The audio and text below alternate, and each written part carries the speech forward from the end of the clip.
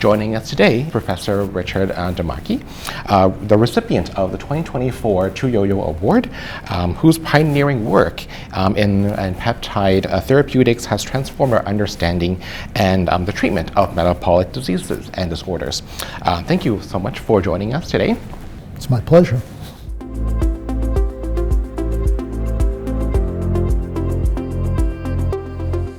Be glad to. I mean, it's been a journey of nearly 50 years, beginning before the inception of what we now know as the industry of biotechnology, and the magic, the miraculous magic of these macromolecules, peptides, proteins, antibodies, RNA-based therapeutics. And so I've been a great believer in the performance of these molecules, their capability, and that is what has crafted my career over the course of these last 4.5 decades, coming from my fellowship training at the Rockefeller University, just over 20 years at Lilly Research Labs, and just over 20 years now as a professor at Indiana University in the chemistry department. So it's been a great life. I feel very, very fortunate to have been at this point in history surrounded with people that have been phenomenal mentors, phenomenal collaborators to achieve what we've been able to contribute.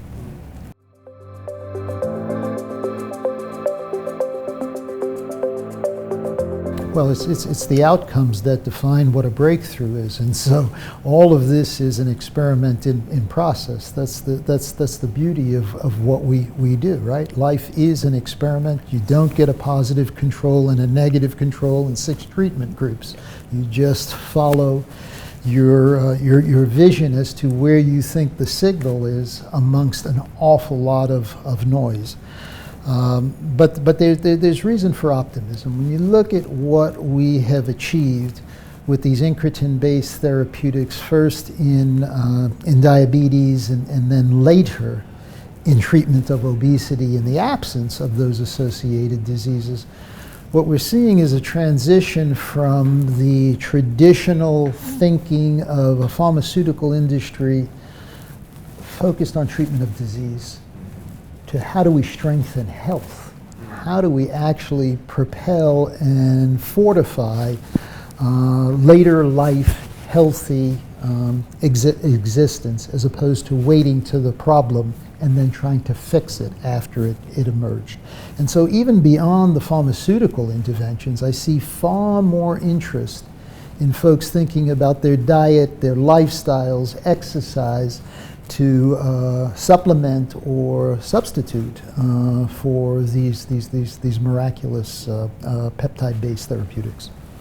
I think when people realize the health benefits that they witness in periods measured in weeks and certainly months, they begin to realize the sort of subliminal means in which unhealthy lifestyles, excess weight, excess body fat has proven to be toxic over time. You know, if you reverse it and restore this health, you then come to appreciate what you had lost. It occurs so slowly in most people, right? That you have a hard time segregating it from what you'd expect to have just from natural aging. And when it is reversed, you appreciate all the more what that represents and work to prevent it from reimposing itself.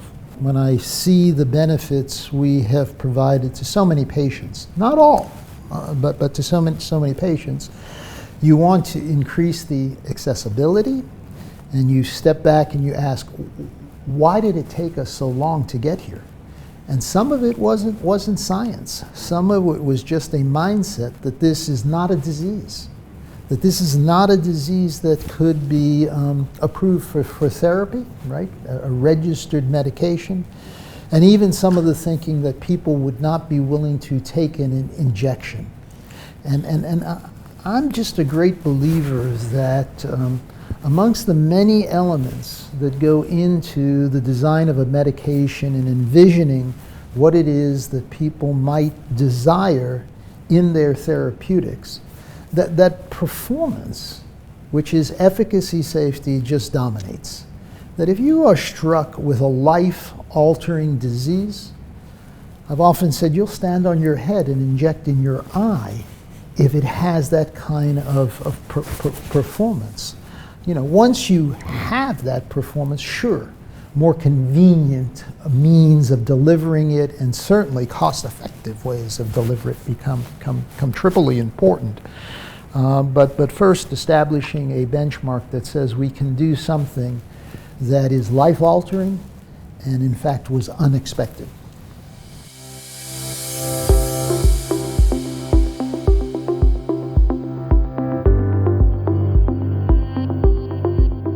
I think we all tend to favor what we do best.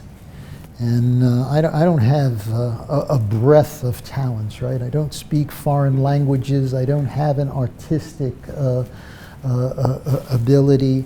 I'm a rather quantitative person, and chemistry struck me as a quantitative physical science that had translational value.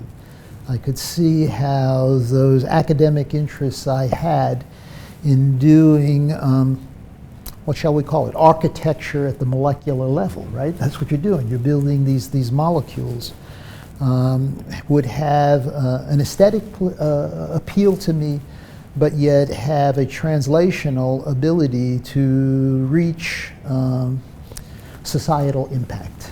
And so as I look at how many individuals we have touched with state-of-the-art insulins, parathyroid hormone, glucagon, and now these obesity-based peptides, it's very gratifying and quite humbling, to be honest.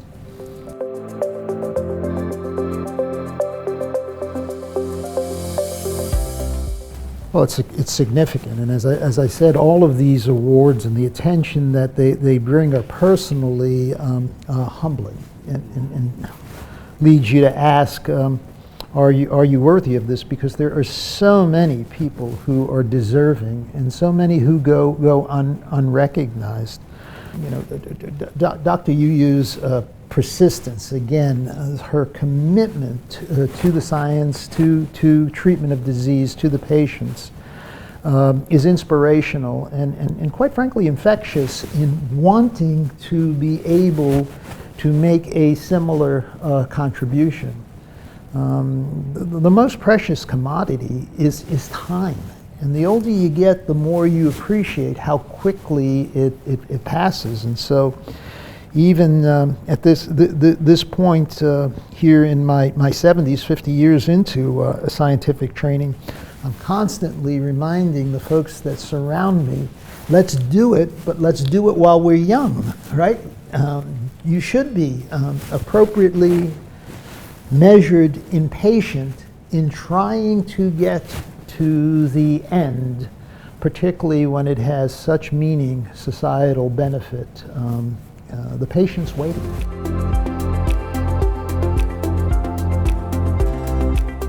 You know, there's been a stream of individuals as my career interests and capabilities have evolved, starting from those who formerly mentored me during my my education, formal education.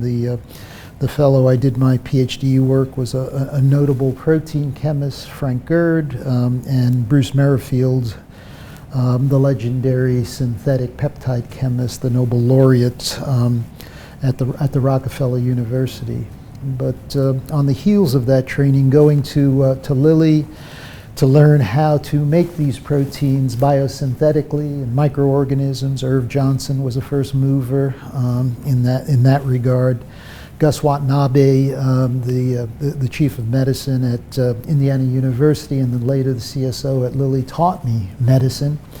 And then the collaborators in the Inkerton space, Matthias Chupp has been of seminal importance to the work we've done in polyagonism, and Suad Efendik was of great importance in introducing me to the field where we made those first discoveries of the efficacy of native GLP-1 in obese diabetic subjects that propelled my interests that have yielded what we've seen in more recent years.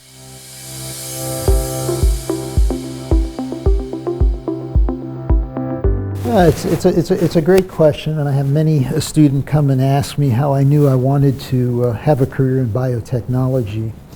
And as I shared with you a minute ago, the industry didn't exist at the time that I was training. I just sort of evolved into it and helped build it along the way.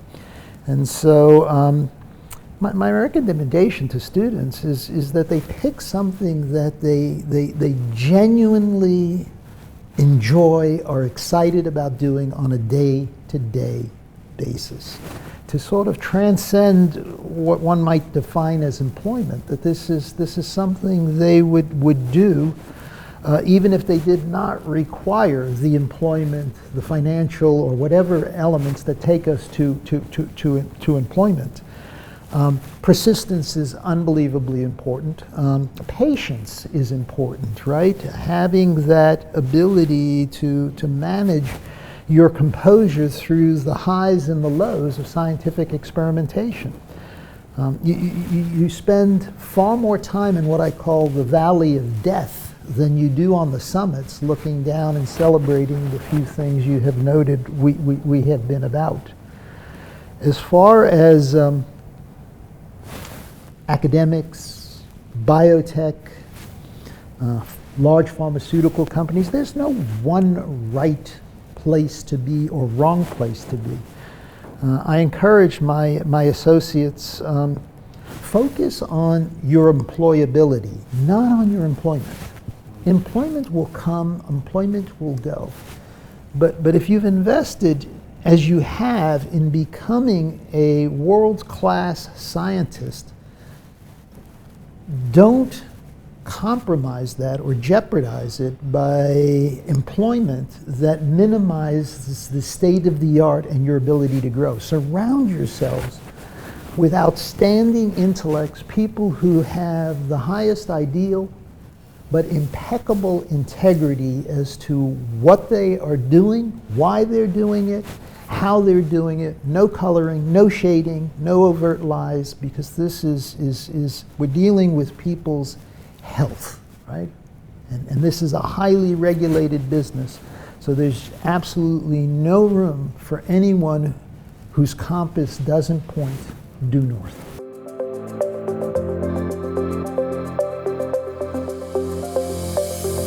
Well, congratulations. I don't know who they are at this point in time, but I'm sure that the process and the informed individuals that make this selection will pick individuals that are justifying of this award. But you know, once again, we don't do this work for applause. Right? It's lovely and gratifying when it comes, but we do it because there is a purpose, whether there is a history that has taught you what disease represents, and you're driven to try and relieve that, or whatever it is. You have to have this innate love of what you do on a day-to-day basis to get you up in the morning, in early, and stay late, and consumed with it.